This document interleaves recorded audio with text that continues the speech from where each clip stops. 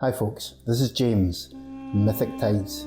This time we're looking at the Ifrit from Arabian legend. Hope you enjoy this one. The Ifrit is not merely a supernatural being, but one that positively crackles with power. Rooted in Islamic teachings and folklore, this formidable creature is a breed of Jinn. Now Jinn, as you may already know, are beings wrought from fire, a touch below angels in the celestial pecking order, but undeniably superior in strength to us mere mortals. The Ifrit, however, is the veritable muscle of the Jinn family, strong, smoky, and rather spectacularly dangerous. Like all Jinn, the Ifrit is blessed, or cursed, depending on one's perspective, with free will. This means that they are at liberty to be as angelic or as dastardly as they please. However, one rather notices that they seem to have a penchant for the latter, and Islamic folklore is brimming with cautionary tales of their misdeeds. Created by God, they serve, or at the very least influence, the internal tussle between good and evil, ensuring that the human world remains an ever-interesting battlefield of moral ambiguity. Now, it's widely agreed that the Ifrit does not, as a rule, pop down to the local grocers or sun itself on a Mediterranean beach. No, indeed, they reside in a realm largely imperceptible to human eyes, a world that scholars link to Al-Ghaib, the Islamic concept of the unseen. Some place them in the shadowy domain of heaven and hell, while others suggest they inhabit an entirely separate plane of existence, often deep beneath the earth or lurking ominously amid ruins. In short, should you ever find yourself wandering through a crumbling relic of antiquity, do keep a wary eye out. Curiously, it's believed that Ifrit organise themselves into tribal societies, echoing the grand clans of ancient Arabia, complete with their own monarchs and aristocracy. They prefer matrimonial unions amongst their own kind, but have on occasion been known to form romantic liaisons with humans, a tantalisingly dramatic premise for a novel, wouldn't you say? If one were to assess the Ifrit in terms of battle readiness, one would swiftly conclude that they are rather formidable. Physically imposing, they're typically imagined as vast winged entities cloaked in swirling smoke. Ordinary weapons simply won't do the trick if you ever find yourself in a skirmish with one, not that it's recommended.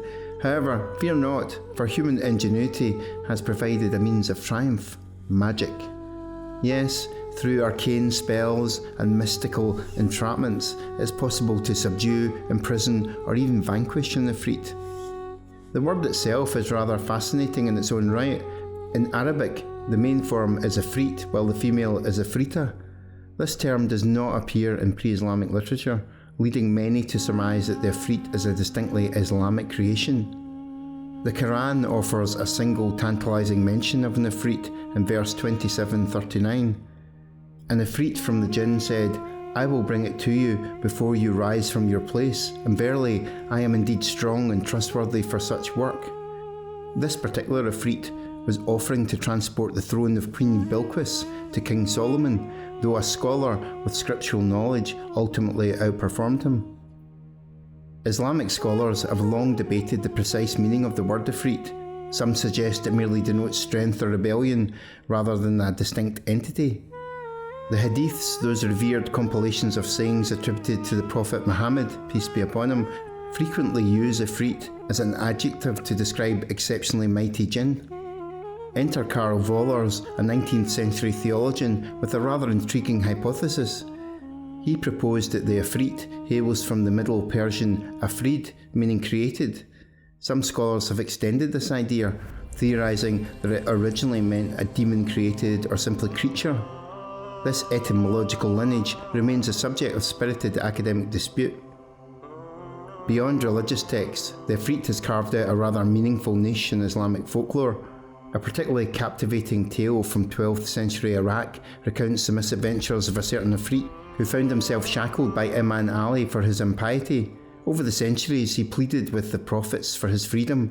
It was not until Muhammad, peace be upon him, himself intervened that he was given a choice: convert to Islam or remained imprisoned. Wisely, the Ifrit chose conversion and his shackles were broken. In Western consciousness, the Ifrit is best known for its numerous appearances in 1001 Nights, aka the Arabian Nights. These tales, woven from Middle Eastern folklore dating back to the Abbasid Caliphate, the 8th to 14th century, frequently depict Ifrit as cunning adversaries to be outwitted by wily humans. One such tale tells of a merchant who quite unassumingly eats a date and tosses its stone upon the ground, inadvertently slaying the son of a vengeful Ifrit.